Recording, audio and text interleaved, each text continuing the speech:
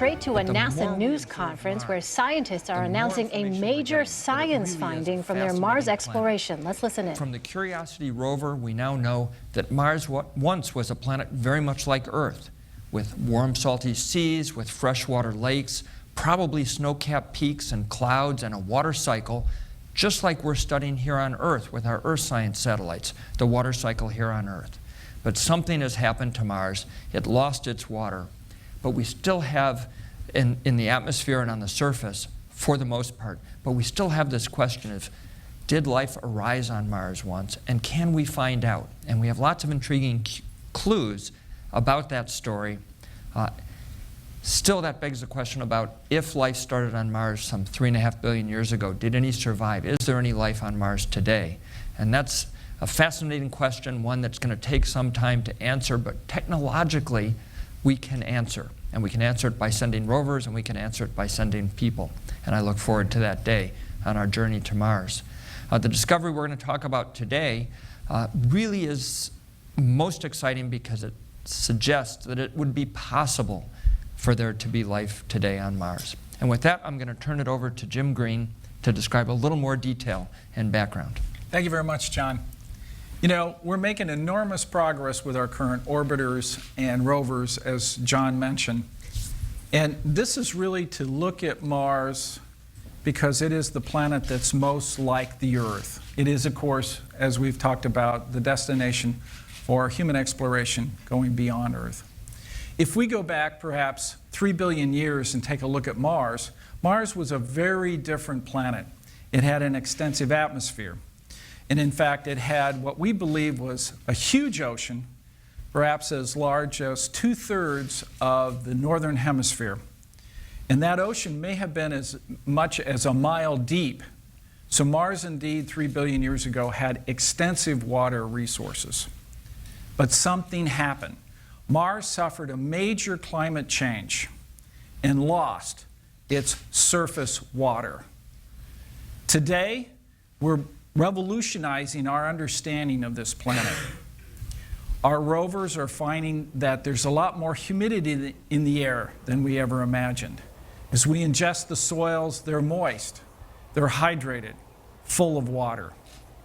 These discoveries are very important, but they were only part of the hydrological cycle on Mars that we're just now beginning to understand. What we're going to announce today is that Mars is not the dry, arid planet that we thought of in the past. Today we're going to announce that under certain circumstances, liquid water has been found on Mars. Now, to give more of a background on those results, let me turn it over to Mike Meyer. Michael? Thank you, Jim. For the first time, we have orbital evidence of the agent that has enabled water to flow on the surface of today's Mars. For years, we've had orbital spacecraft imaging valleys, streaks, gullies. All of them looked like water was an agent. It had something to do with forming them, but we didn't have any proof. And it was not until about 4 years ago that we found the active process on Mars today that showed that water was a likely culprit. These are called recurring slope lineae, RSL, for the rest of the press conference to save everybody the trouble of saying recurring slope lineae. These are dark streaks that form in late spring, grow through the summer, and then disappear by fall. However, for 4 years, the scientific community has been unable to explain the waxing and waning of these dark streaks on the surface. During this time, additional observations have helped us determine that a broader distribution of RSL than we expected. We're also finding that they are in expanded latitudes. These observations have narrowed the constraints for how RSL might form, but there have been no evidence for water until now.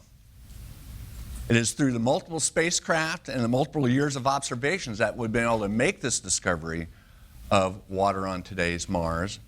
And for further details, I'll turn it over to Dwayne, who will pass it on to our scientist. Yes, let's pass it on to our scientists in France and at Ames, and let's see what this excitement is all about. You're here first from Alfred McEwen from France, attending the European Planetary Science Conference, and then Luigi Oja. Alfred. Greetings from Nantes. So I'm going to provide some background on the RSL, and I have to explain why we have such a horrible acronym to deal with here.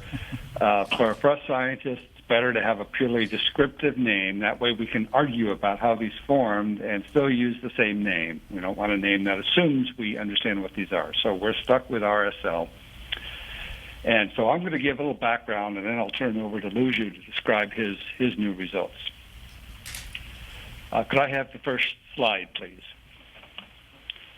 So this first view is the title slide. It gives the title of the paper that's being released today in Nature Geoscience. And this is a perspective view as if we were on the ground. It's actually an orbital image, but we project it as if we're on the ground. And the black arrows there point to the tips of these RSL. They actually begin way up near the tops of this hill here.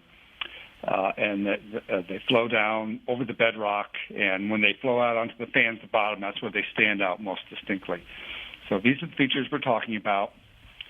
And if I could go to the next view graph, this will show you a little animated GIF that shows you the time sequence of these features. So on the left is a black and white image. This is Palliquer crater, and it's all along the north-facing and west-facing rim of this crater. You can see the black arrows point to many of these on the left. On the right is this animated GIF, and it shows the sequence where these start to form in the early summer. They grow either gradually, very gradually, or incrementally. Then they stop growing and they fade. Then they disappear. They're gone entirely for most of the Mars year. The following Mars summer, new features appear and grow that are very similar. So that's the full sequence of events that we've been observing with HiRISE over the last 4 years or so. And these features are very sensitive to the temperature. They form at different times, at different latitudes on Mars, all related to the seasonal variations at those locations. So they're very temperature dependent. And the darkening and the temperature dependence can be explained if these are seeps of water that seep through the shallow surface layer and darken the very surface layer. But we had no direct detection of water. That was just our best guess as to what these were. If you go to the next slide, this is a global map of Mars, and it shows where we have what we call fully confirmed RSL. As of a couple of years ago, this needs to be updated, but it's the same general pattern. There's 3 regions. One is the southern mid-latitudes. Another is Valles Marineris in particular, and there are a few other equatorial spots. And then in the northern hemisphere, we've seen quite a few of these now in Acidalia planitia. Luigi was going to talk about his discoveries of hydrated salts in 3 locations that are marked on here. One is in Valles Marineris, in Coprades Chasm. Another is Palliquer crater, which I showed you the animated GIF for. And then we see them in the central peaks of Hale crater and Horowitz crater. And John mentioned the Viking results. Well, Norman Horowitz was the principal investigator on the pyrolytic release experiment on the Viking landers, which was one of 4 experiments searching for life on Mars. They had a negative result, although there may be reasons for that. Well, there you have it. Big announcement from NASA that everyone was waiting for, definitive proof of water on Mars. That's right, and it is liquid flowing water. This is a big deal because, of course, the question had been whether or not we knew there was frozen water, but the possibility of whether there was liquid water was something entirely yet unproven until this point. And what we heard the scientists say is that they've had multiple spacecraft, research that has been done now that leads them to this conclusion, and you hear them, they're speaking in very scientific terms of how it is they're able to determine that some of those dark patches that we saw in some of those images earlier are in fact water. They said that Mars is not the dry red planet that we once thought it was. We are going to have much more on this. In fact, our Bill Harwood, CBS News space consultant, is listening into this, and we are going to go ahead and talk to him in just a short time. But for now, we're going to take a quick break and have more news for you on the other side. You're watching CBSN.